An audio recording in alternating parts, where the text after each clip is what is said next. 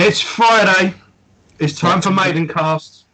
I know you've got nothing else to do because you're all locked in. You have to get a beer or a beverage of your choice. I've got black coffee because I've not long got up. But Cherryade, let's go. Cherryade, eh? You are too cool for school, my friend. Joe, tell them why you've only just got up so they don't think you're a bum. Oh, I'm not a bum, no. I've just done some night shifts. And I've got some good videos for you as well, which I would have been making this week, but I had to do 3 extra night shifts at a drop of a hat's notice. So I'm going to be busy this weekend as well. I've got an interview with a band called The Amenta from Australia. I've got to type up a interview for Metal Legion magazine as well. Bit of housekeeping before we get going. I did a bit of tidying up with the channel. And I've created some playlists. So the Let's Talk About videos that I do, where I go through a band's whole back catalogue, it's all in a nice little file now. British Steel is there now. Well, I think we're 3 episodes in with British Steel. I'm going to be doing that hopefully next week. I might do the next edition of British Steel. I'm going to be doing Earth Tone 9's Arc 10 Gents. Seems like a pretty good time to do that as well, because it's got its 20th anniversary. 20 years that album is. That's a joke, mate. 20 years. I think they're putting it for the first time out on vinyl, and they're doing some T-shirts and whatnot to commemorate that. So 20 years. It's a nice little coincidence. I'm not trying to just jump on it. 20 years since I punched someone in the face at a pit in Hollywood's nightclub when I was dancing to fucking the single. What was it called? The song. That's it. Tattoo on Acid. Yeah. Yeah. Some melt tried to walk across the dance floor while I was windmilling. They copped one. Windmilling to time. Dance floors, Luke. Do you remember them? Do you remember mosh pits? Do you remember bumping into someone? Yeah, it's scary. God. Anyway, and also, so most importantly with this show, there is now a Maidencast playlist, and if you go into YouTube and just type in Maidencast, boom, the whole show is there, like a box set for you to do a binge watch. Binge it over lockdown, yes.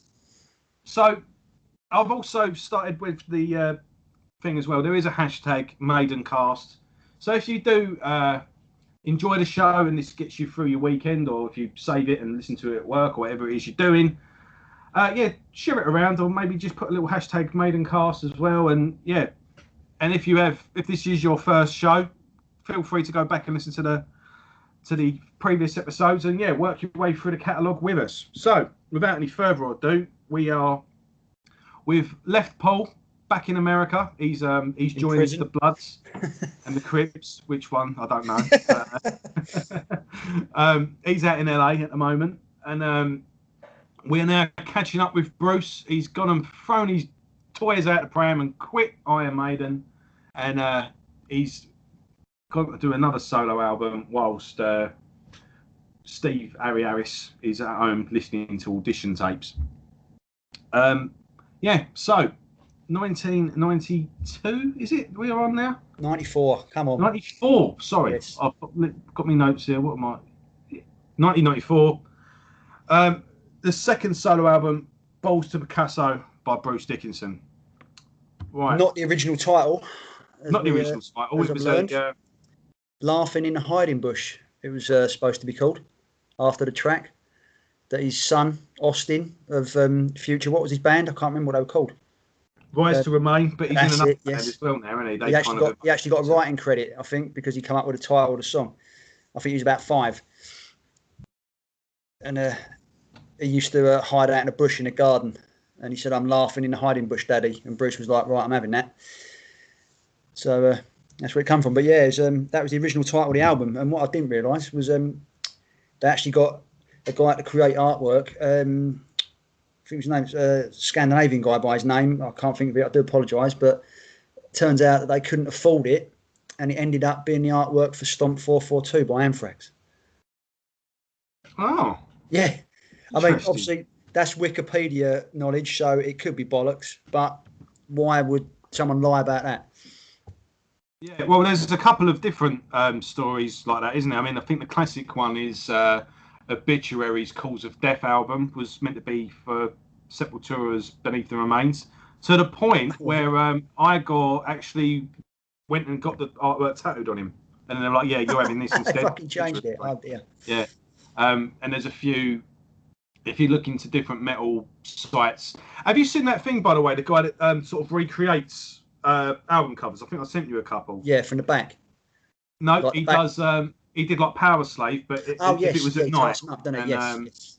He sort of some of them are really good, and some of them shouldn't be. Some of them don't quite work, but the other ones that do. I quite like what he did with Souls of Black, actually. Yes, awesome, yeah. But yeah, I think it worked out well, actually. I think the artwork, the Beneath the Remains album cover, I think it just... Yeah. It fits it like a glove. I think it was the right decision, but it is quite a funny little story. That album... Yeah, there's a few... Oh, where's another one as well? Yeah, Rainbows... Oh, God. It's a Rainbow album. It's got a load of surgeons lined up. There's... Comment below. You all know... You're all screaming at the screen, I know, shouting at me, but there's a Rainbow album that was going to be a Black Sabbath album. But Black Sabbath Never Say Die. Was... Never Say Die, get it? There's a load of surgeons. And then that ended up being a Rainbow album, but I can't remember which one it is. It's the Jolene Turner sang on it. But yeah, that's the best you're going to go. I'm just looking at the Stump 442. Yeah, I've just googled the guy. Sorry, I couldn't think of his name. Storm Thorgerson, his name is. I mean, that is about Scandinavian as it gets. What a fucking metal name that is. And he's done artwork for Led Zeppelin, Sabbath, Anthrax, fucking Halloween, Genesis. He's been around. Well, that album cover on Stump 442 looks like something Therapy would have. They always use the same visual artist, don't they? Yeah. The apparently he was born in fucking Potter's Bar. So I fucking got obviously it was of Scandinavian descent, of heritage, I should say, because Potter's Bar is about as far from Scandinavia as it gets. So he started recording the album, but then met Roy Z and listened to He did three versions of it, basically, didn't he? I mean, because the first lot, he was backed by the British rock band Skin. Now, Skin were one of those bands, weren't they? Skin was fucking great. Their first album was brilliant. If I'm right, they were one of those bands that weren't quite metal, but were they were hard rock. Heavy to be rock. Yeah. No, they were hard rock. They was blatantly, grew up listening to Whitesnake 1987 and all that. They were unashamedly fucking catchy, balls to the wall rock songs, mate, and they were really good. And actually on Tears of the Dragon, that's the only song on the album that actually didn't get re-recorded, because the drummer, Dickie Flizzar from Skin, is actually playing on the album version. And as it turns out, Dickie Flizzar, Bruce Dickinson rated him as the fucking greatest British rock drummer since Clive Burr. He loved him. And the geezer did know his way around the kit, to be fair. But yeah, he actually plays. It's the only song on the album that he plays drums on. The rest of them was the guy from Tribe of Gypsies. Oh right, okay. Yeah, it's because the entire recording session is a bit of a fucking mishmash, isn't it? I mean, it's different studios. And that's what I think as well. When you say he couldn't afford the artwork, that was probably why. He probably blew his budget. Yeah, because he scrapped it. I mean, he went in with Keith Olsen, didn't he? I mean, fucking hell, he must have cost a pretty penny. Yeah. And did a load of songs, and they're fucking weird, because all the stuff ends up on the bonus version of the album, doesn't it? He pretty much put everything that he recorded out, and there's such a varied style. I mean, fucking, I'm talking about your favourite saying of throwing shit at the wall and hoping it sticks. That's I swear, I think you gave me this. Did I? Yeah. Is it a digipack? You decided, you went mad one day and decided that, Yeah, it probably was me, yeah. Yeah, you went insane and decided that you were going to throw away all your CDs. Well, because I went on to MP3s, I just didn't have the room to store them. And I came along like a kid in a sweet shop and went, I'll have them. I've got some of my most treasured items from that little day, actually. Did you finally get the one you coveted from minute one? Was that part of that deal, or was that later on? What's that? Arise, hand drawn Arise digipack. You gave me that as well, didn't you? Yeah, which I've kept. You know, that is another prize possession. Yeah, you gave me a load of Iron Maiden singles as well. I've got, including the part 1 and 2 of Virus with all the postcards, which I got Blaze Bailey to sign. So they were given a nice home, a loving home. Cool. So, that was the whole point. Yep. And there's a new edition of Balls to Picasso. I've got this. I was buying a few things from this British record shop online, and just thought, fuck it, I've paid for the postage now, might as well just get this. And I picked this up for like a £5 as part of a bigger package. And this is the second CD is longer than the album. Basically. Yeah, it's all the outtakes, isn't it? Not the outtakes, the stuff that he scrapped. And there is some good stuff on here, actually. But there is a lot of bollocks as well. Some of it's fucking total trash, but well, not total trash, but it's just Dickinson writing, just recording everything that he spewed out. Yeah, no quality control, just getting it all out there and just seeing what was what. I think there was a similar sort of thing going on. I'm not a big Beatles fan, but my favourite album from that whole canon is the first solo album George Harrison did, and that's actually a triple album. And he said, I went from writing 1, maybe 2 songs on an album. Obviously, John and Paul did most of it, and he sung the odd one and that. George Harrison kind of was the Adrian Smith of the Beatles. Oh, well, yeah. That's a good little line. I could quote my music critic. Yes, George Harrison was the Adrian Smith of the Beatles, but he was. And he was certainly the most talented musician and guitarist at the book. But yeah, when he just said the Beatles split up and all of a sudden there's like, you can make an album now. He went, oh, what am I supposed to do? And they went, well, right. And he went, oh, fuck. Like, I've got what? Yeah. But he said all of a sudden it all just flew out. Once he got started, he couldn't stop. And yeah, his first album was actually a triple album. And Eric Clapton's on it. Ringo did the drums. It was pretty much a Beatles album in that respect. I think Paul even turned up and played on it. And loads of guests. And it's a real cool album to dive into. And it is just like a take your pick sort of thing, because there is no one sort of style on it. And I think a little bit like with this album, I think obviously Bruce was restricted, but sometimes he needed to be restricted. Yes, but this proves Steve Harris's point. Yeah. Some of the stuff he's coming out of it. He's not speaking out against Bruce, because obviously he's got a wide palette and a lot of different musical interests. Because he'll go from something so trippy and weird that it could have been written by Zappa, and he'll go right the way through to some of the stuff that he released on Tyranny of Souls, which was so fucking heavy, it wouldn't have sounded out of place, like in the Florida scene, you know. Yeah. So fair play to him, but no, Steve Harris was definitely holding on to the fucking leash. Yeah. And he the lyrics for Tears of the Dragon, he sort of hit that right on the nose. We'll get there later. I remember having a bit of I'm going to name drop, but I'm going to. I had a bit of a discussion once with Howard from Acid Rain, and we were talking about Slayer. And as I've always said, I've always putting it out there. Kerry King should hire Rob Dukes from Exodus as his new singer. Yeah, that's you. And, you always trump that one out, don't you? Yeah, but putting it out there. You can all thank me for that John Bush tour. That's that when it finally does happen, and you can thank me for this as well. But I just said I think Kerry, he gets a lot of flack, but he's the only one in Slayer who gives a shit. That's pretty apparent. And I think now he's going to be making an album with people who want to make an album. Yeah. He's not got the Slayer thing looming over him. No, he can. I can be heavy, but I can do what I want. And I don't think you'll get much experimentation from him, but it'll be a bit more open, won't it?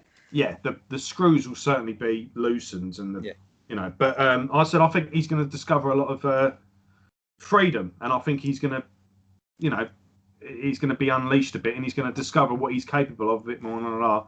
And Howard just went, yeah, well, Bruce Dickinson discovered a lot of fucking freedom on his solo albums, didn't he? Look how that worked out. And it just went. It was like a big bag of ice just chucked on my barbecue. Yeah. It was like, yeah, okay. And Howard's right in a way. He's not. I think creatively there was his solo endeavours were a success, but obviously not very commercially. No, I mean, but you'd argue that who fucking cares, you know? If he wants to get it out there, and people who didn't buy the albums are fucking missing out because there's something for everyone. Every album's different, and there's some fucking truly awesome stuff on the albums themselves. Forget the B-sides and the stuff that didn't quite make the cut. There's some phenomenal work. Yeah, I think going forward, I mean, not any spoilers. I think it takes a couple of albums for him to really find his feet, but when he does find them, he starts tap dancing like a motherfucker. So, obviously, this is where we're introduced to Roy Z as well. Tribe of Gypsies, yeah. I mean, that was long-term collaboration. That guy, I mean, obviously a fantastic producer, fantastic guitarist, a very talented guy, but and I'm not knocking, but it all kind of came from Bruce coming across this CD. And he says in an interview in his DVD, he went, I was really naive at the time because I thought if you were good, you did well. And that was it. Yeah. He went, because I never really struggled. I went straight into Samson. We started doing all right. And then all of a sudden, bang, I'm straight into Maiden. And I didn't realise that good bands don't always do well. He couldn't compute it at the time. And he was going, why isn't this band huge? Why? Why has no one heard of them? And they're definitely fucking good musicians, aren't they? I mean, yeah. And so that's when he went, I'm going to hire, this band is so good, I'm going to hire them to play on my album, to the point of I'm going to completely drop my half-recorded album already. Yeah. And there's, obviously it worked out, because we'll be talking about Roy a lot more as this series goes on. But yeah, have you ever heard this album, this wonderful? Because apparently the first Tribe of Gypsies album is phenomenal, but I've never, to be getting hold of it, it's just... I imagine it's out. I imagine be able to look at it on YouTube somewhere now. But no, I've never come across it. Yeah. Like when I was actually buying, like, you know, instead of streaming. But they're all phenomenal musicians. And actually, Bruce in another interview, he reckons Roy Z should have Roy Z. I'm not going to say Z because I'm not American. He should have produced Balls to Picasso. But he said he felt because he was sort of fairly new to the game. They reckoned they both got talked out of it, and Bruce reckons that this album should have been way heavier. But they were, like, you ties in with what you said, a bit naive, and got talked out of it by the label or whatever, or the producer, whoever they got in. And who actually produced it? Shay Baby, whoever the fucking hell they are. He is, she is, or whatever. I did a bit of reading actually, and I think when Bruce decided to leave Maiden, it was a bit of a snap decision, and once he'd done it, he kind of went, "Fuck, what have I done?" Yeah. But I can't not. Well, you got. I've done it now. I can't quit. So he was probably not quite as cocksure as he originally. You know. No, but you've got to quote an episode of Friends. You've got to have the fear.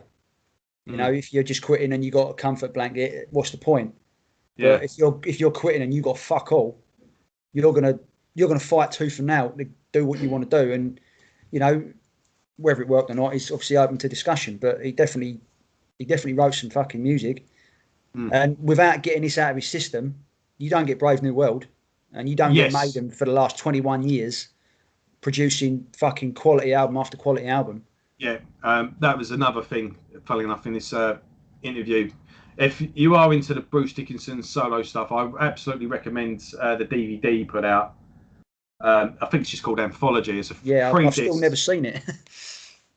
It's on Amazon. I can imagine it is awesome. I'm going to have to track it down. And you've got the visual of Scream for Me Brazil, so that's worth it for the money alone. But you've got a couple of live gigs basically from his solo, the Tattooed Millionaire concert as well. Dive Live, was that on there? Yeah, it's got Dive Live. I used to have that on VHS. Yeah, I remember. Yeah, I think I might still have it in the cupboard. Yeah, it's like... yeah, but yeah, everything he'd done, it's all together in three DVDs. All the music videos. Your camera's gone a bit funny. You've gone all pixelated. Do you look all right on your? All right, hang on. Yeah, I look all right on mine, but it's like the things that are funny gone up. You know, like when you pull a laptop and you go, you pull it back and the light goes funny. It looks like. All right, yeah, I haven't moved it. Oh, okay, right, we'll carry on. And what was I saying? Yeah, anyway, on disc 3, there's a real in-depth interview where he goes through like album by album, what he was doing, what he was thinking, certain songs. He goes right into it. It's a great interview. But he said that as well. He basically just said, look, if I didn't do this and make this thing and find my feet again and eventually make Chemical Wedding, I and Maiden would never have made Brave New World. He went, I had to leave, and he said, and me leaving opened up the gates for what they were doing with Blaze. And he said, you know, there was a lot of experimentation and a lot of it all come together, didn't it? Because they were doing the proggy thing, and Bruce was getting his creative juices flowing, and they've sort of melded together to create a whole. We had to split in order to come back together. He went like, this is all hindsight, but he went, look, the way it's worked out, that's what needed to happen. And he went, and I had to go away and do this in order to get me confidence, to get, you know, find out what I was capable of, and blah, blah, blah, blah. And he said, Chemical Wedding was the epitome. It was the right, I'm confident. And then when it came round, it was and even in his book as well, when it came up, you know, I've been offered Iron Maiden, it was the band that went, no, fucking do it. Yeah. Like, you're mad to not do it. You know, they wanted him to rejoin them. So. Yeah. So yeah, right. Should we get into the music? Yeah. Get into the music. Kicking off then with Cyclops. Cyclops. About as un-Maiden as it gets. Yeah. Definitely, you know, a statement of like, this is different. Some weird percussion, little electronic bits. If you hear it, it's a constant like ting. It's a little bit in the background, yeah. It's almost like subliminal. But you know, the album is well produced, like clarity wise, but it isn't as heavy as it should be. Yeah, this could be a bit beefier. And it's very percussive as well. Very percussive. You can tell that he's actually got a band. He's not just working with hired guns. Mm. You can tell that it's Dave Ingraham and Eddie Casillas on the drums and bass, respectively. And you can tell they know each other because they're fucking locked tight through this song especially, and the album in general. And Roy Z he's quite a talented guitarist doing his shit over the top of it. Mm. Song probably outstays its welcome. I don't think it should be nearly 8 minutes. Yeah, that's what I was going to say. It's a bit of and because it's so long, it's a bit of a wrong choice for an album opener. If this was 5 minutes, and it could well be 5 minutes, yeah, boom, you're fucking hooked. But it tends to outstay. But there is some awesome music in it. Mm. I think very prescient lyrics as well. What we're talking about today, everyone being watched and fucking cameras and all the rest of it. He's writing about this nearly 30 years ago. You know, which proves that nothing's really changed.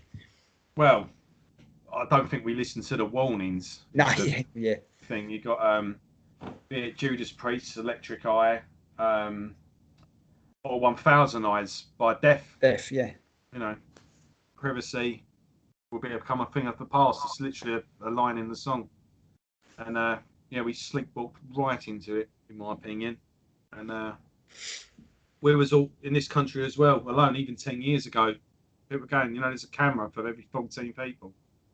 And but it's to prevent crime. I was like, get mugged in London. See where those fucking cameras are.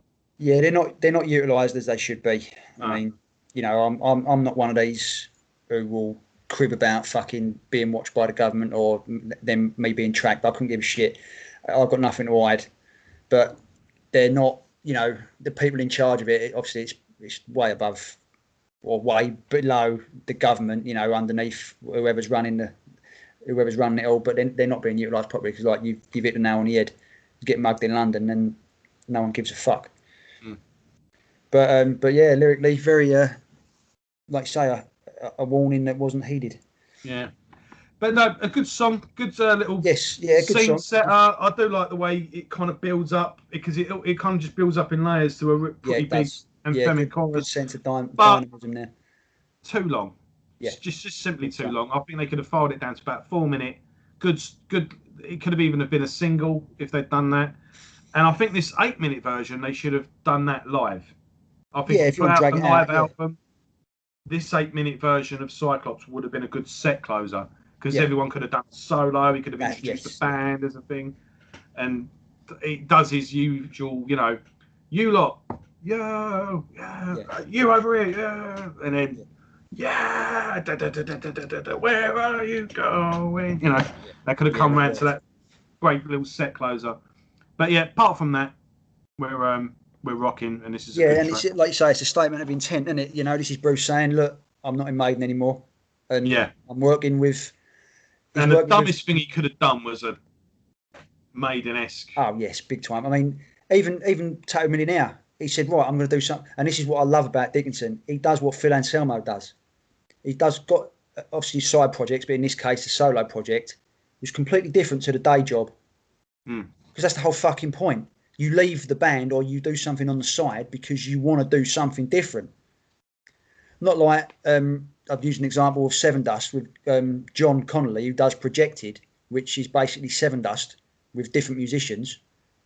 And Phil Anselmo does black metal, death metal, fucking choral shit, hardcore, whatever. Have you heard his new project? What one? It's like a fucking folk band. You what? It's like a folk band. Oh, there's a suit on stage and everything. Yes, I haven't heard it, but I've seen. Yeah, but that's the whole point of doing a side project or leaving the band to go solo. Is you want to do something different, and Dickinson definitely does stuff different. Every album is different. Yeah, that's the point. That's the whole thing. Exactly. That's quite. It wasn't so much of a strange thing back in the day. Now we have to kind of put out what works and what. But the philosophy, especially in the 70s, was whatever you do, don't repeat yourself. Yeah, it's like you've done that. Now you've got to start again, but that kind of. It's not. I don't think it's so much that artists don't want to do it. It's just they're certainly not thanked or rewarded for trying something different. No, fucking hell. Oh, I want it to sound like this. All right, I'll do this. Oh, it sounds the same, but that's what you wanted. No, I want, fuck off. The minute you try and please the fans, you're digging your own grave. You've got to be true to yourself. I do think, though, again, I was watching an interview once with Pete Townsend, and he said one of the reasons he ended The Who, he said because he went, a solo artist can change from album to album, but a band never can. No. It's like once you're The Who, you're The Who for life, and you've got to make The Who. And if a band so much as tweaks it, everyone hates. But imagine if AC/DC put out a hip hop album. Do you know what I mean? It's exactly right. It'd be a shit hip hop album, but do you know what I mean? If they got Fred Durstin on special guest or whatever, exactly, like I say, the band, they've dug that path, and to a certain extent they've got to fucking stay in the lane. Otherwise, like you say, you just get mangled in the press or whatever. Yeah, but it's a solo artist for some reason is allowed to, and is always. That's it, yeah. Yeah, it's a weird one. But and he's a bit hypocritical, but yeah, one of them. yeah, exactly. I'm thinking of bands that there's plenty of bands that have evolved and changed over the years, but it's normally a band that's got about 10 plus albums, but yeah. So Hell No, Cyclops kind of opens things up it's a heavy song and quite a big song, whilst Hell No sort of scales things down brings it down, doesn't it? It's quite a mean and moody one. It's not a mellow song by any stretch. No, it ain't. No, but it's very going. It's got quite a chorus. Like I say, very very percussive. That rhythm section of they're locked in, mate. And that's what carries the album for me. Is it that strong percussive rhythm section? Very, very sort of. I'm not sure whether they were from obviously Latin American Latin American Brazil. tinged, obviously, but Yeah. I don't know whether they're from like Central America or South America. But obviously, I apologise if anyone gets offended. I'm not. I honestly don't know, but it's definitely got that running through it to my ears. Yeah, well, they're definitely of Latin Definitely a descent. descent, aren't they? Yes, you know. But I've no, just looked up Roy Z's thing. His place of origin is Los Angeles. yeah, well, there you go. But So, LA, I California is thought there such a was, melting pot, isn't it? You know, it's yeah, but there is that, bit of Brazil, bit of Latino. We'll just put it like that. yeah, And yeah. You know, apologies for the ignorance, but no, you can tell it's there and it works. and it certainly works on a song. It's certainly apparent on a song that comes later. But yeah, Hell No's a nice. It's a good second track. Yeah, it is. Yeah, You know what I mean? I like the sort of quiet, moody. I was just going to say the same thing. Yes, the quiet sort of breakdown before it kicks back into the chorus. Yeah, the old dun, dun, dun, dun, dun, dun, dun, dun. It's just like a little strumming, isn't it? Yeah, with Dickinson whispering the lyrics underneath. Yeah, great solo as well, by the way. Yeah, that's something you could set out at the start and just say that all the solos are great because Roy Z he fucking knows that guitar inside out. Apparently, he's played on a lot of albums that you and I know off by heart, uncredited. All right. Apparently, he's a studio gun for hire as well. Apparently, he's played on a lot of big selling albums. That's probably why he doesn't worry about the band not ever making it because he's making his fucking money doing that. Yeah, exactly. A bit like Lemmy. He's writing Ozzy's fucking best songs that hit the charts, calling in all the royalties, and he can just go and do Motorhead and do what he fucking likes. Yeah. You know what I mean? Yeah. So fair play to geezer. There's loads of stories like that as well. I reckon Jimmy Page, like before you even knew Jimmy Page played guitar on like countless singles, like albums, and I think Rod Stewart as well. You know the song "My Boy Lollipop." Lollipop. Oh yes. The harmonica, the solo section of that song it breaks into a harmonica. Yeah. Apparently that was Rod Stewart. Okay, now. Crazy, isn't it? Yeah. So moving on, Gods of War. It's a bit of a beast. This one, yeah. For me saying that the album isn't heavy and isn't produced, it's weird. Yeah, Cyclops lacks bottom end. That guitar riff should be fucking monstrous, but there's no bottom end there. But there's bottom end on this track because the chugging is, that's proper, mate. I mean, that's metal. You can just imagine this song straight away with this. It's like this would work live. Yeah, really good live. And again, that. Oh yeah, it's a great riff. Whoa! Oh yeah, big time. Yeah, you'd have massive sing along. Yeah. And you can just imagine I think you nailed it really when you brought up the production. It could have been a lot beefier. Yeah. A heavier band covering this maybe, or even just doing it how it was intended to be done live. Well, yeah, imagine this with what they did with Chemical Wedding, where they fucking put bass strings, they put bass strings on the fucking guitar. Yeah. It'd bring your fucking house down, mate, if you had a stereo up loud enough. But again, I like the quiet verses with this as well. Yeah, they do know their stuff. They've very good sense of dynamism. The dynamics work quiet, mellow to heavy. It's got a very campfire vibe to the low lit candle.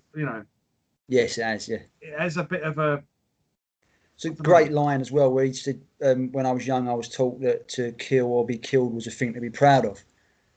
That's a great line, and how he ties it into the rest of it. And there's a good little line as well, something about da da da da da, and we spend it all on guns or something like that. It's Thing is, Dickinson's a weird one. He's no Paul Di'Anno when it comes to lyrics, and I mean that in the right way. Dickinson knows how to write lyrics. Every so often he writes lyrics that just do the job. But every so often he'll write a lyric and you think, fucking hell, I wish I'd wrote that. Proper quote worthy lyric, something you'd have written on you, like tattooed on you almost. It's so fucking good, and he gets a couple of them on this album. Yeah. No, I think this is a bit of an unsung. We said going forward in the next couple of weeks we're going to be unearthing a lot of gems, and I think this is one of those gems. I think this is a really good song. Time. And I would love. It ain't happening, I know, but I would love for Bruce to do another solo tour at some point. Yeah, he won't do a tour, will he? And get these songs out. He could base the set around Chemical Wedding, Accident of Birth, and a good couple of numbers off this could have been picked up and put on those albums. Oh yeah. Skunkworks, I'm not sure. I don't mind that album, but I don't know if I could live without it being played live. And maybe just a couple of Tattooed Millionaire songs at the end for a laugh. Maybe in the encore we can have some finger licking fun with some tracks off that. I don't know. I'd quite like to see Born in '58 done live. I think that'd be really good. Yeah, that'd be quality. Yeah. But he's got the. Oh fucking hell! He's not even played anything off the Tyranny of Souls. That nothing. No, he hasn't toured that. Nothing has he? got played off that ever got. Yeah. So he's got the. What is he not going to sell tickets? Like, come on. Yeah. But yeah, he's. I can't. I mean, I'm probably one of very few people who actually saw him live. I saw him at the LA2, mate. Yeah, I know. On the Chemical Wedding tour. And that was fucking mad. I actually went on my own because no bastard I knew was even like, no, I'm not going to see Bruce Dickinson, because this was at a time when metal was a dirty word. It was baggy trouser time. Yeah, if you check out Ralph Vieira, he's got a couple of different channels. He's got one that's solely Black Sabbath, one that's solely Kiss, and he's got his Vieira Vault. And on his Sabbath channel, he goes through Dio. And because once he finished the Sabbath albums, he started doing the solo albums. So he did all of Ozzy's, then he did all of Dio's. And he's got like a picture of him backstage with Ronnie Dio. He said, and when metal became a dirty word, he went, it was the best time to be a metaler. He went, because I got to see fucking Dio, because Dio was playing, he played like arenas at one point. He went, and I got to see Dio basically in a fucking bar. Yeah, they were like, well, he went, and it was great because I could walk straight up to him, and he was happy. That time, I saw Maiden at Brixton. Yeah. It was like fucking hell. So, like I say, it was brilliant for that to see your heroes in a sort of club setting. Yeah, and sorry, I got an issue on my back. It was one of those ones I couldn't reach. Yeah, if you stick to your guns and stuck with it, I bet you must. I love it. I love it when metal gets a caning and it becomes a dirty word, because full well it's like, yeah, give it 5 years, it's going to be back. It's going to be back like a motherfucker. I'm going to be there with it, and all you lot are going to come slinking back. You're going to be ditching all your like Pantera said it best, trends. Yeah. Southern trend. Yeah. Yep. And there's a great saying as well: if you're not now, you never were. It's like, no, I used to listen to. Steve Hughes, actually, the Australian comedian, Steve Hughes. He fucking said that. He did if you can find it, a part of one of his live sets. He did a section called Till Death. He basically said, you metal, you till death. And he said, someone said to him, so I used to be in heavy metal, and he was like, no, you didn't, mate. Yeah. Till death. And he says, fucking, he's metal through and through. He loves thrash and all that, and till death. And yeah, you don't leave it and come back to it. You're there all the time. Do you know how I discovered Steve Hughes? What's that? Do you know how I discovered Steve Hughes? No, go on. I had to review one of his albums. Oh, right. He's just put an album out. He's a musician as well as Yeah, he plays drums. Yeah, no, full. Oh, everything. Oh, right. Yeah, everyone bangs on about Bill Bailey. Steve Hughes is the real deal. Yeah, it's a metal album. It's not funny. It's he's proper into it, mate. He's a Gumby. And in fact, I sent you a podcast with Steve Hughes. Yeah. Recently. It was recently. Fucking hell, I'm losing track. Yeah. It was on Alan Averill. He's the singer of Primordial and a couple of other bands. And he's actually a journalist as well, Alan Averill. And him and Steve Hughes basically both of them are kind of like me. They're sceptical of everything that's going on at the moment. Oh, And, Steve Hughes is proper fucking. He's woke, but in the good sense. Yeah, and not in a conspiratorial way, just pointing out inconsistencies and not taking it very lightly when I'm being told to ignore them. And both of them just unload. They're just so happy to talk to someone that agrees with them. But yeah, it's a really good talk. And it's like a heavy metal singer from black metal band and a fucking comedian speak more sense in this fucking that's it, hour and a half. And all these fucking journalists and all that, yeah. Anyway, digression. Yeah. So what we're on now? 1,000 points. 1,000 points of light. Yeah, it was a phrase coined by George Bush, I think. I don't quite know why, but it's. You said the name. Yeah, no, the original Bush, mate, not W. Right? The original George Bush, but yeah, something George around. Bush. Yeah. Was he the real evil one or the not quite so evil one? It was kind of neck and neck towards the end. Depends what podcast you listen to or what Guardian article you read. But this is a prime example of a song that with a better production, or not a better production, a production that had more bottom end on it, would your fucking house would collapse. Because the riff is a monstrous riff. When it kicks in, da, da, da, da, da, da, da, you know, it's like fucking hell. Really good chorus on this track. Yes. But I don't know. This is one of those songs where it's his anti-war song, isn't it? I mean, and it's another one with his what I talk about quotable lyrics because he says what kind of freedom is bought with a gun. Yeah. You know, I think this might have been that track one. I was mentioning earlier where I said such and such, and then we spent it all on guns. So I think that was the song. But what I'm saying is just musically, this is one of the songs where he's not quite sure what he's doing and just going along with it, seeing where it leads. Yeah. And it does lead to a really good chorus. But the old... You don't like that? I actually like that because the bass locks in with the guitar. Normally, you would find a band that would be the guitarist doing that on his own, with the bass would be playing a line underneath. Yeah, don't get me wrong. The bass and guitar lock together. Pantera style almost. It doesn't, again, maybe with a different sound behind it, it might work a bit better for me. It's not, completely off-putting, but it's not. I'm glad the album's not based on it, is what I'm saying. And the fact that, it's okay as it is, but any more of it, I could have lived quite happily without. But the song does end on a fantastically long note. If you recall, he fucking holds a note for about 18 seconds. Oh, right. Something ridiculous. It's longer than the note he holds in Seventh Son. And he does two of them on this album. And the first one's at the end of this track. Just plays out. He just holds his fucking note with the main riff playing under it, and it goes for quite a while.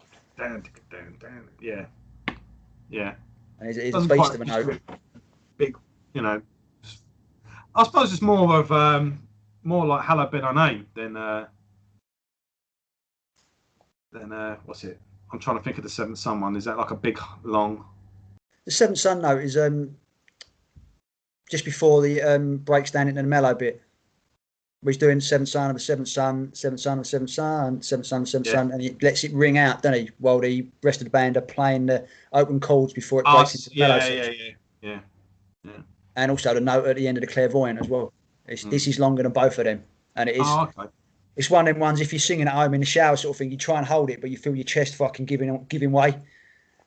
I think when it comes to mine, the person like hitting a note and then just holding it is for me. Dio does some good ones, but it's Maynard James Keenan. Oh yeah. The opening track to Lapidalis. I think it's The Grudge. Yeah. Yeah, it is The Grudge. There's that bit when it just kicks in at the end. It just goes. It just holds this sort of mid grunt, and it just holds it and holds it and holds it right at the end while the band just explodes. Yeah. And then it just goes bum, and then that's it, done. So yeah, that's how you open the fucking album. Yeah, that's it. So. Right, now when this song came on, when you have something, there's a scene or a line from a film that you I could have sworn this song was on Chemical Wedding. I had to check. I could have sworn this was on Chemical Wedding, but it's not. Yeah, Laughing in the Hiding Bush. Yeah. To me, a staple in. In fact, I think I know why I got confused with that, because there is a best of Bruce Dickinson. That's probably, yeah, there is, yeah. It's on I that. think this is. We've gone from, maybe in the track listing there. This is kind of just gelled into, because this does sound like what he would go on to do.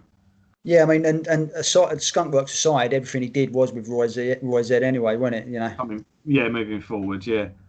So, but no, I mean, it's a great riff, and it's a weird title, but it's a weird title that hooks you. And obviously, as we now know, it was given to him by a 6-year-old or however old Austin was at the time. So that's something a kid would say. Yeah, because the song is, it starts talking about kids hiding and. Yeah, it's what he said. His kid was out playing in the garden, and he said, "I'm laughing in the hiding bush, Daddy," because apparently they had a bush in the end of their garden or something that he used to go into. You know, when you're a kid, you make a fault, don't you? Carve a bush out and all that. They spend their lives getting ready for the kill. Yeah. You know, then it gets proper sinister, doesn't it? Right? You know. Yeah, I suppose this is like a hide and seek game going a bit sinister, or you could even spin it the other way. You know, I'm laughing in the hiding bush while Dad's going mad looking for me, because maybe he has actually got a bit of panic, because you know, as parents listening know that 30 seconds where you turn around, you don't know where they are for the first, and maybe your kid's just sitting there watching you going, yeah, she's really funny. Laughing in the hiding bush, yeah, it's a cool little play on words, but instantly recognisable. As soon as you hear that, laughing in the hiding bush, you just remember it instantly. It's just a great hook, great little riff as well. I think this is one of those songs where it's like, right, it works now. We've got a couple of songs. It took a couple of songs to get going.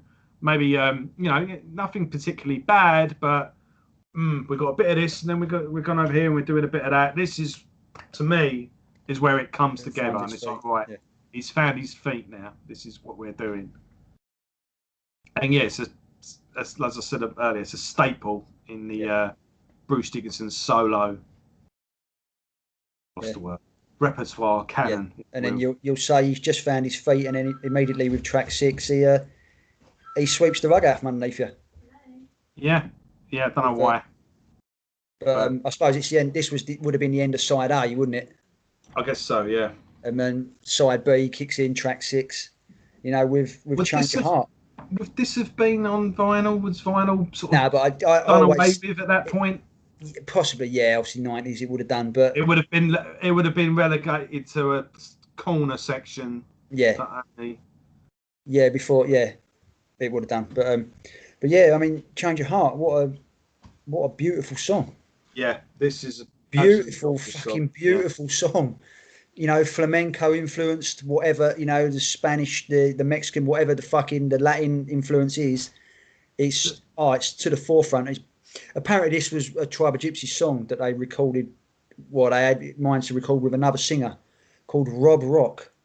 Not Bob Rock, but Rob Rock. His brother. Yeah.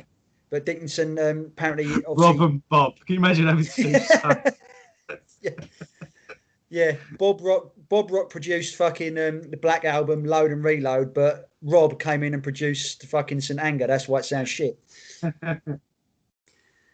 But yeah, so Dickinson heard the song and wrote his own lyrics to it, which is as the story goes. But and these lyrics, I think, harken back to his time with Maiden. You know, where he's spreading his wings and wanting to leave, change your heart, and all that.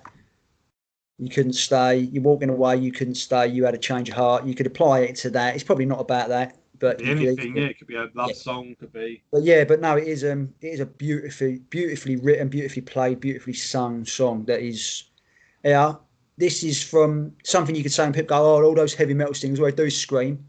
Fucking listen to this. Yeah. From one of the most famous heavy metal singers of all time. Listen to this. And this is, people be able to compute it. They'd be like, "What the fuck?" Because it's a beautiful song. The opening section as well, it does kind of bring to mind like if you go out to somewhere like Spain or I know Brazil or Mexico or where they're from. It's probably a long way from Spain, but it's just, you know. Yeah. But no, yeah, obviously the Spanish influence is there because of that, and obviously the Portuguese with Brazil. When you go to a less touristy section, a Yeah. lot of the villages and towns are just a candle lit at night. Yeah. And especially in the restaurants, they really do take in the evening. Yeah. It's not like here where everything's just lit up. Yeah. And you do pictures like a cobbled old street that's a bit all uneven. Yeah. It's quite funny when you see a woman walking along them in high heels. It's just impossible. But this little candle lit, bit like what I've got going on now, actually. I've got a little lamp here, but yeah, that little candle lit restaurant is probably the thing that's lighting up the road. Yeah. So you go, but there's a nice coziness during the night time. Yeah, like homely almost, isn't it? You feel welcome, you know. And that little mellow bit at the beginning kind of conjures that sort of imagery up for me. And guitars crunching during the chorus, but not too heavy. It's not overpowering. Yeah, and that's it. And then when the solo comes in, it's majestic. I think almost. Yeah, and it's just like you say, it's a lovely, it's just a wonderful song, a timeless, genreless, brilliant song. Yeah, it's one of the best things Dickinson's ever recorded. I think, you know, it's you could play this to your mum who hasn't got a clue about heavy metal. And this could be on a film soundtrack. You could do what you want with it. It's just a great song that would work with anyone in any context, I think. Yeah. I mean, we can't. I don't think we can praise it any more highly. Really, it's 10 out of 10 as far as the song goes. Yeah, and then and a nice palate cleanser, because we've been everywhere, but we've been heavy all the time. You know, there's been different variances of heavy, but now you've got this, and it's like, right, let's palate cleanse. Let's start the journey again. And then boom. I'm just going to switch the light on. Keep talking. Professionalism. There we go. Yeah, go on. Hey, back. Yeah, and I say, so we get all this palate cleanser, and then boom, track 7 comes out of nowhere. Yeah. Shoot all the clowns. Yeah, I must admit, I fucking love this song, and I love everything about it because it's a fun song. Yeah, fair enough. And to be fair, I think it's the first fun song on the album as well. Not saying the album hasn't been fun to listen to, but this is that first sort of Dickinson sense of humour that hasn't really been evident since Holy Smoke. You know, it sort of come out on that where he's having fun, he's having a laugh. Yeah. And you get he can rap. I wouldn't say it was rapping, to be honest. I think, but rap as a a lot of people go, you know, I don't know.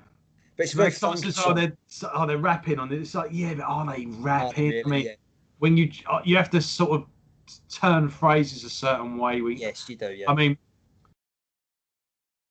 yeah, I don't know. I don't think he's trying to. No, he ain't. He's not. But it's just because it's a funky song, isn't it? Especially that section where he is rapping. You know, you got almost a slap bass type thing and a really funky little number. Yeah. But it's fun. This is one of those songs actually where you do think, right, he is. You can picture the band in the rehearsal studio, just jamming and just locking in and having fun. Really. And it's a good choice for single as well, because it is a sort of song that a chart would, because it's not quite metal.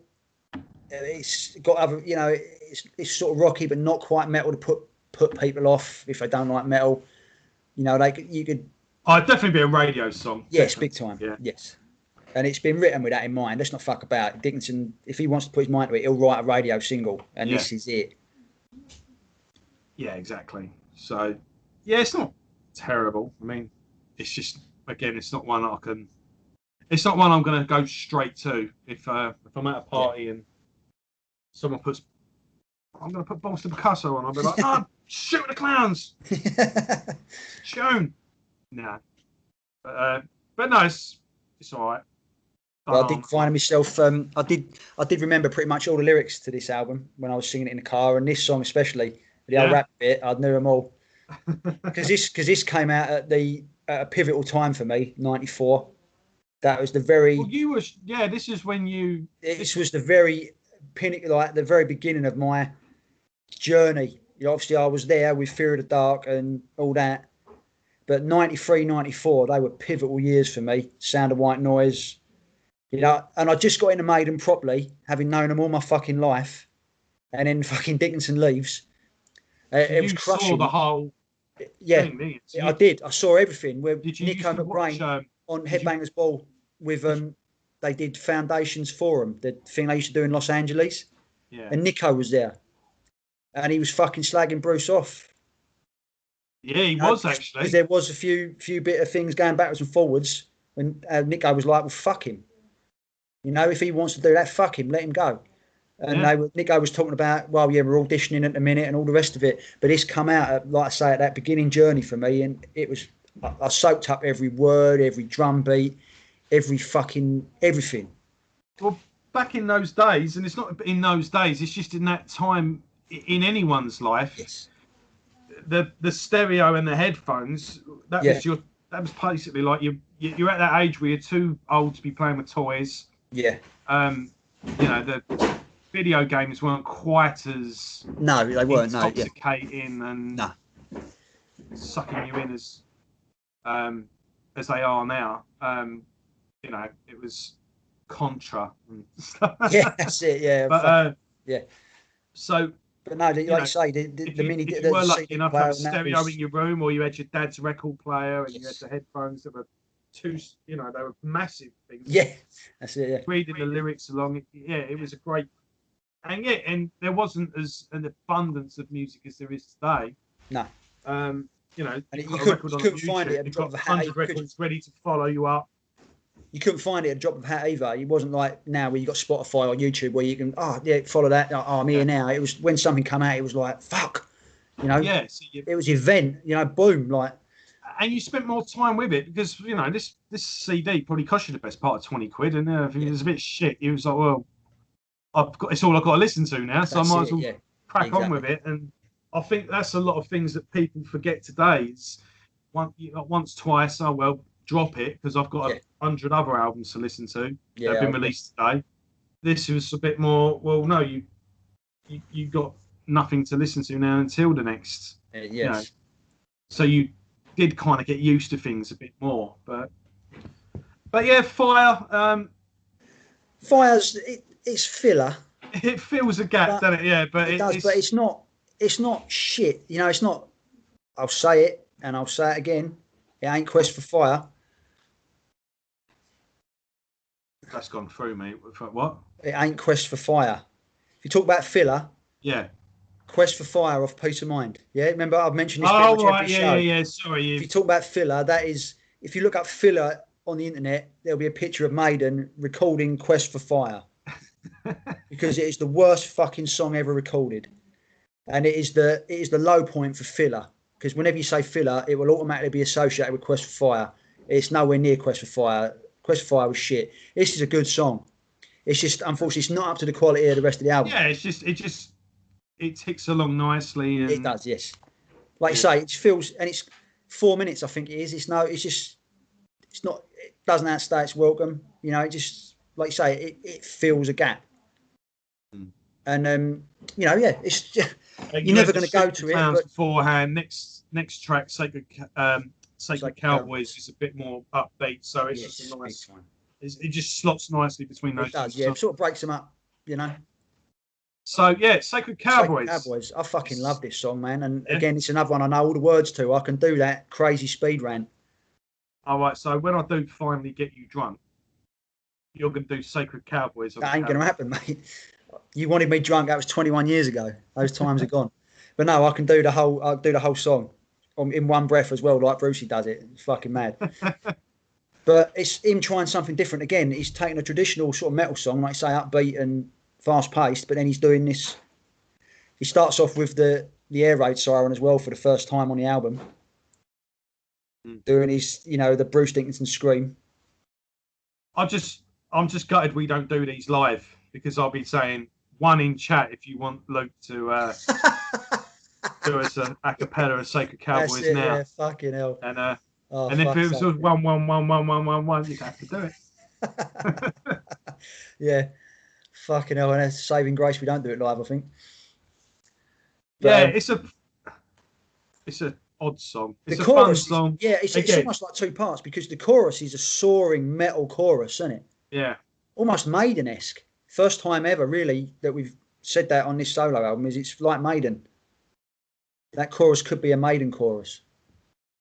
But then you've got the crazy fucking verse, which are like, fucking what?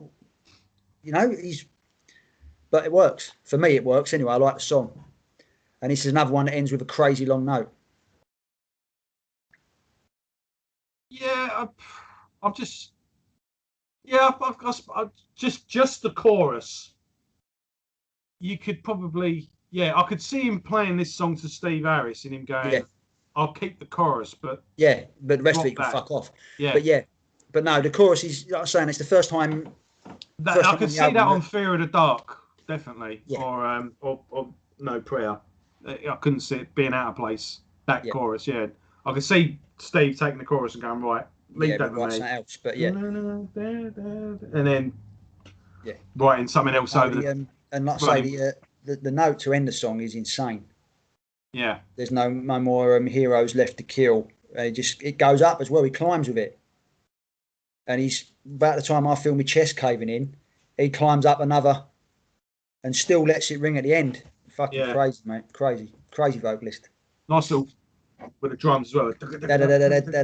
Yeah, that's how you end the song. Good ending, yes. Yeah, no fucking about. And then we go into the masterpiece. Let's not fuck about is arguably Bruce's greatest solo composition. Yeah, I'd say that. And it's probably the first one he wrote as well. I think the only thing, I mean, Chemical Wedding. There's some blistering tracks on that. Giving too many spoilers away is one of my all-time, in my top 10 metal albums, full stop. And the only thing wrong with it is that Tears of a Dragon ain't on it. Dragon's not on it. Because, it's, I think going forward, summing up, I think this is a bit of a hodgepodge of an album in a good way. Not all of it works. Yeah, like you say, you do it. You say to it, don't you? He's trying different stuff, and when this album is good, it's fucking good. Yeah, and when this album is good, it's Tears of a Dragon good, isn't it? And a track like Tears of a Dragon completely keeps afloat the other songs. You'll overlook the stuff that doesn't work because he more than makes up for it. Yeah. And I think the strictest critic has got to go, look, he's just quit. That's one of them. He's the biggest metal band on the planet at the time. This is a finding his feet album, and he certainly found his feet, and he's got some boots on now. And the irony is, this is the first song he released. This was the first single. Yeah. And I'm gutted that it came out as a single actually, because I would have loved to have found this, just discovered it at the end of the album. Yeah. Because it would have been like fucking hell. The album would have stuck with me forever. Yeah. If you discovered it for the first time and its natural environment. First listen as well, you're going, yeah, that's interesting. You're like, okay, that's pretty good. Not sure about that one. Come back to that one. This one's good. This one's good. Yeah. That's a bit weird. But, you go through the album and then all of a sudden, bang, you'll be like, this is good. Right, now we can go back to the album. That's it, and listen to it with reinvigorated, Yeah, go back to the beginning and then things start making a bit more sense. And start falling into place a bit, but and you can tell this has got, like I said, you can tell it wasn't recorded in this session because it sounds different. Drums got a different sound. Completely different, yeah. It's from obviously one of the scrapped albums, but it's I mean, the lyrics, are they on the nose? Possibly. I don't think so. Well, who knows? Where I had wings I couldn't. I had tears I couldn't cry. I had wings that couldn't fly. My emotions frozen in an icy lake. You can see why Nico was like, fuck him. Yeah. It's the first thing he releases is that. You said Maiden must be thinking, fucking hell. Don't tell me, when Harris, all of them, didn't hear this song, they weren't gutted. Oh, no. They probably heard it and thought, why the fuck weren't he writing shit like that for us? Or whatever. But... yeah. But, I'm not going to believe that this is one of the songs he came to Harris with after fucking Live After Death and went, this is for Somewhere in Time. Because, it wouldn't have been. No. I don't know the origin. I mean, it's a weird one, but the one thing you can say about Bruce is he's as metal as fuck. You know, like the later solo albums, they're fucking heavier than most bands could ever wish to be. I think anyone would have used this as well. I mean, fucking hell, can you imagine Dio using this as a thing? Oh, you know, it's just a classic heavy metal song. And the thing, no cunt knows what it's called. No one's heard of it. Yeah. Have they? If you went out to the general public, it's a classic ballad in the ballad form. That's not really a ballad, but yeah, it's a power ballad, isn't it? Is what you would deem it. But hardly anyone would know what this song is. No. And that's a fucking crying shame because it is. Oh fucking! It was so good. It turns up on Planet Rock occasionally, though. Oh, is it? Yeah. Right. Yeah. It's not too regular, but it's always a nice surprise when it does turn up. Yeah. Because I'd like to listen to Planet Rock more, but they're too eclectic for me. You know, rock is too much of an encompassing term, and just gives you the excuse to play a load of shit. The best time to listen to it is at night. During the day, it's all. They got a pander, haven't they? And they got a pander to people. It's all the stuff that's basically been paid to play. Yeah. You know, all the people that are pushing. Oh, I suppose you listen to it on your night shift, I suppose, don't you? No, I don't. I only ever listen to it when Melissa's in the car, basically. Oh, right.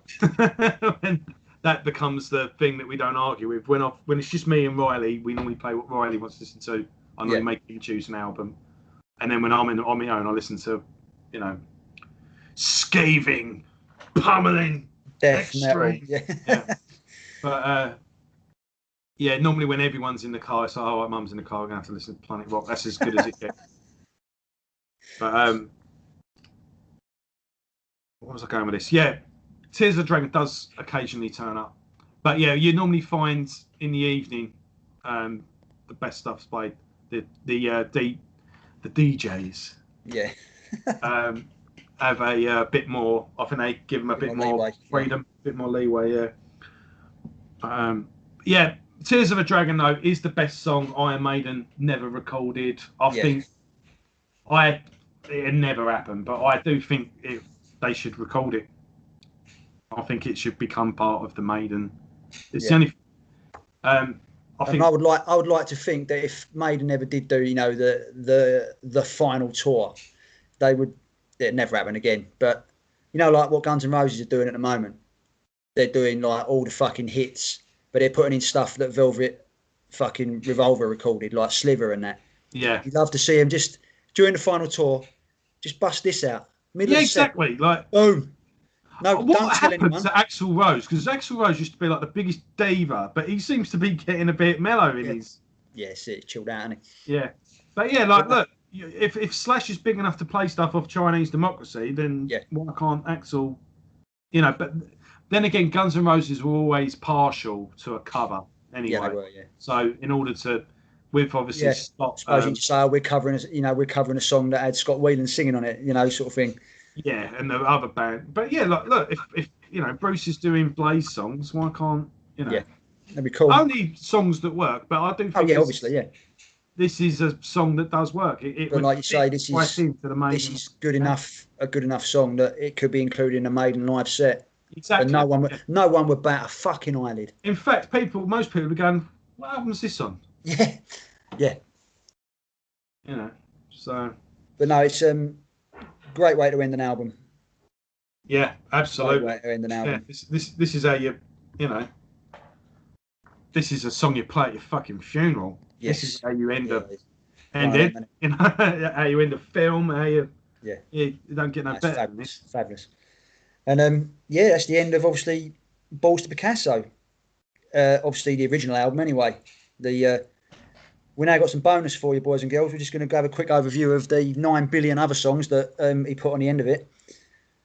I'm just going to go through the highlights really because there's a lot of. I really liked actually the next track, Fire Child. I think that's really fucking good, and that's very obviously is Native American inspired anyway, but the music actually makes you feel like you're out on the plains sort of thing. You know, it's a really, really evocative song, and really well done. And it's one of the highlights of the scrapped tracks. Yeah, I had a listen last night actually. Yeah, Firechild is pretty good. I would have dropped maybe Fire or Fire. Yeah, I could see that because this is actually written in conjunction with Roy's, Roy. Yeah. So I'm not going to say the fucking Z. I hate it. Elvis has left the building. Oh, Get rid yeah, of that. see ya. Breeding House and No Way Out. Breeding House was off. You can tell it's off one of the earlier. Yeah. LB.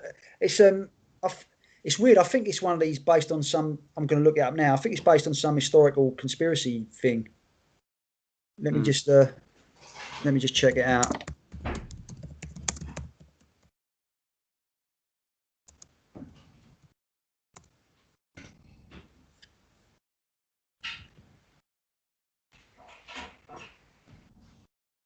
I'm sure it was like fucking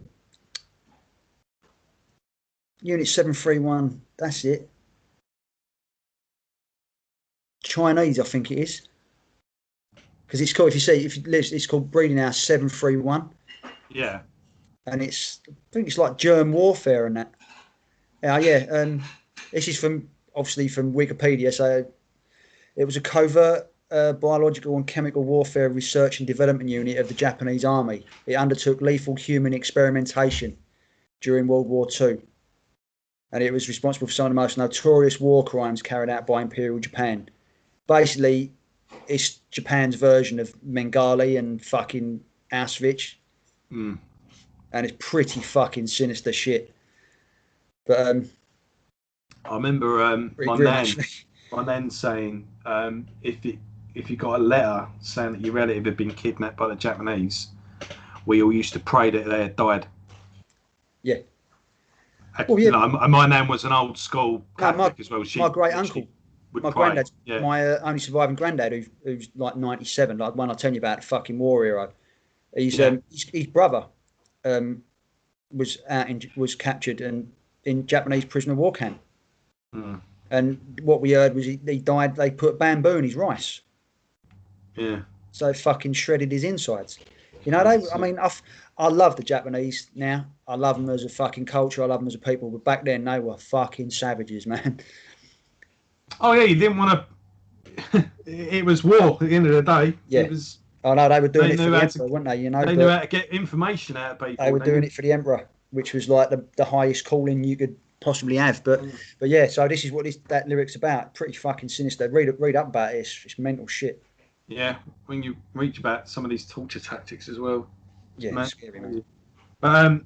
Yeah, let's move on. The Dragon acoustic version. Yeah, speaks for itself. Good. I mean, it is. Speaks for itself as a bonus track. Winds of Change was nice. Yeah, that was written by Yannick. Well, what's funny is that when Bruce... That's obviously from the Tattoo Millionaire holdovers. Yeah, but Bruce always wanted to do acoustic stuff with Maiden. They all went like, no. Yeah. And I think a few of the songs on this, the acoustic songs, especially in this second CD, kind of proves his point a little bit. It's like, well, would one of these on an album? You don't have to do a whole acoustic album, but an acoustic track. Is it... Well, eventually they did, didn't they? They did it with Journeyman, didn't they? Yeah, but look how long it took. Yeah, that's what I'm saying. But you know, I'll just again some of those fillers that we had on the end of albums. You think, well, would it have been so bad? You know, but mind you saying that, he started making noises about that around when we were writing Summer in Time. You tell me what songs from Summer in Time, Seventh Son. I know you're not a fan of No Prayer and Fear of the Dark. You would drop for an acoustic track. I don't know if I'd dropped anyone, but I don't think. Or added on. I don't think it would have worked, man. Probably not. No. The only way you might have got away with it on Seventh Son because you could have built it into the narrative of the prophecy. Could have added it into the songs a bit more, or something like that. They could have actually that little bit of music that they play out the prophecy with. They could have made a song out of that. Yeah. And that would have worked. Yeah. Yeah, that's what I'm getting at. But even as a couple of B-sides or something. Yeah. You know, a track like Reach Out or something. But I just don't think it didn't have to be completely dismissed. I think for the sake of the soul of the band and a bit of harmony, I think just exploring people's ideas. Mind probably. you, if Harris hadn't been a hard ass about it, we wouldn't be where we are now. Because, like we said earlier, Dickinson wouldn't have got all this stuff out of his system. He wouldn't have grown with the proggy side of it. Oh no! Look, what happened. I'm just saying. Yeah. Oh no, but I think that's a what if. I'd sooner be where we're on the path we're on now than that path. Yeah. Because the path that Dickinson never left Maiden, I don't think would be as satisfying for anyone. No, I think, if he hadn't have left, I think they just would have carried on down the Fear of the Dark. We would have just got a album after album of and instead of state, really, and they would have stayed at that level instead of going, you know. Yeah. So it worked out for the best for everyone. I can't remember. I can't remember Over and Out, but I don't know. It's a pile of shit, mate. It's off the fucking. No, Spirit of Joy. That's it. Wind of Change was quite nice. Spirit of Joy was quite good. That's a cover, isn't it? And Arthur Brown. I don't know who Arthur Brown is. Yes, you do. Do I? I am the god of hell and fire. Oh, fucking hell, was it him? Yeah. Right. There you go. Does a spoken word piece on Chemical Weddings. Yes. Yeah.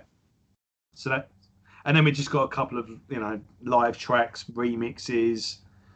I love it when I get a CD full of bonus tracks where they've got remixes that sound exactly the same as the. Yeah. Was No Way Out to be continued on this? Wasn't it? Yes, it was. That was quite heavy. And it was that was obviously from an earlier incantation of Balls to Picasso, but it was quite heavy, quite fucking long, 7.5 minutes. There was no need for it. But then No Way Out continued. He's on there as well, isn't it? Yes. And that's a fucking almost weird and trippy and. Yeah. Yes, I remember now. I remember when that came on. I was like, what the fuck? Yeah. I thought YouTube had been playing like an advert or something. Like something random, yeah. Like, what's going on here? Yeah, I remember now. I'm gonna probably pull the plug on that one now because I'm basically just going off of vague memory. I can't quite. Yeah, but put it this way: if you're looking on Amazon and you want to buy this album and the double CD's like £1, there's probably not even a difference in price. No, it's worth paying the extra for because the two or three tracks we've singled out, Fire Child, Winds of Change, they're worth your time. But you can tell why that Dickinson scrapped everything and started again. Yeah. Because if he'd have released an album that sounded like Over and Out and all that, he would have sunk without trace. Yeah, he would have bombed big time. Yeah. At least Balls to Picasso, like the stuff that he recorded with the Tribe of Gypsies, it was experimental enough to get people's attention. All right, it wasn't perhaps what they wanted at the time, but it scratched an itch for him. And let's be honest, he shot his bolt with Tears of the Dragon because that came from that initial writing session. You ain't going to write nothing better than that. No. So you best fucking scrap everything and start again with a completely different perspective, which he did, and it worked. Right. Album. I think, this, like I said, it's a very important album for me in my journey. My heart says 10 out of 10 because it did form that foundation for me. My brain obviously says no, it's a solid 7 for me. Yeah, I would agree. Actually, there's some absolutely glorious bits of music on here. Yeah, that have barely been surpassed by Maiden as a whole, let alone fucking Diano. But there's a couple of tracks, perhaps could have been like Cyclops, definitely could have been shorter. Fire, perhaps could have left it off or reworked it. But Sacred Cowboy, Shoot All the Clowns, and Change Your Heart and that. Solid 7, and a good introduction to Bruce Dickinson as he's flying without a fucking without a safety net. Yeah, no, to me it's an album of a guy finding his feet. He's discovering a lot of musical freedom and trying things out. It doesn't always work, but when it does work, it works brilliantly. And anyone listening to the album thinks when he does find his feet, you can tell, and the stuff that doesn't work isn't terrible, but you can just kind of forgive it because you can see he's just finding himself, and just seeing what he can get away with and what is he capable of. If I do write a song like that, and that that's how you learn. You know, you have to try something out to see if you can do it. And but yeah, the songs that do, I mean, are just excellent songs. So I would say take Going Away. He can easily go, right, this is fine, and moving forward he can definitely take away Laughing in the Hiding Bush, Change of Heart, and Tears of a Dragon. It's worth going through this for those songs alone. And and the rest you can just put down to an experimental album where someone's trying stuff out.